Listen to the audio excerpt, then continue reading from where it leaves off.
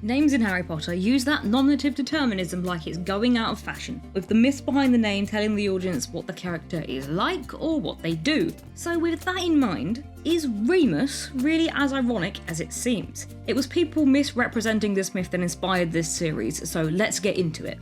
The story of Remus and his twin brother Romulus is the founding myth of Rome, dating from around 400 BC and finalised to written form in 300 BC. The brothers were the sons of Mars, the god of war, and Rhea, the daughter of the king of Alba Longa. Before their birth, their grandfather had been kicked from his throne by his younger brother Amulius. To prevent Rhea giving birth to anyone who could take his throne, Amulius had her become one of the Vestal Virgins. Obviously, that plan didn't work, and when Remus and Romulus were born, he ordered them to be drowned. But rather than drown, the trough the boys were placed in sailed down the river and stopped at the future place of Rome. The most well-known account is that a she-wolf nursed the boys briefly, but many accounts also include a woodpecker that helped feed them too, both animals sacred to the god Mars.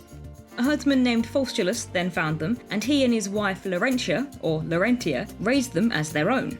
Roman writer Livy actually questioned whether the she-wolf aspect of the myth really stemmed from a nickname for Laurentia as the she-wolf that's been twisted through time.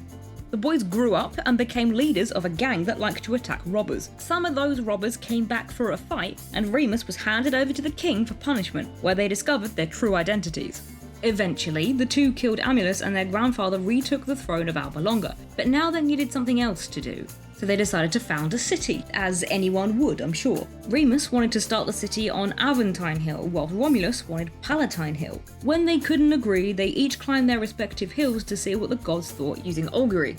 Remus saw 6 birds, whilst Romulus saw 12. Remus then claimed that this didn't count, because he saw his birds first, but Romulus had got straight to work building the walls of his city, essentially locking Remus out. Not to be deterred, Remus hopped over Romulus's wall, whereby Romulus, absolutely furious, killed him. And that was the end of Remus. So is Remus Lupin wolf? Whilst there is irony to a werewolf being named for someone suckled by a wolf, the fact that he was named for a man ultimately betrayed and killed by a brother might be more poignant. You sold James and Lily to Voldemort, didn't you? I didn't mean to.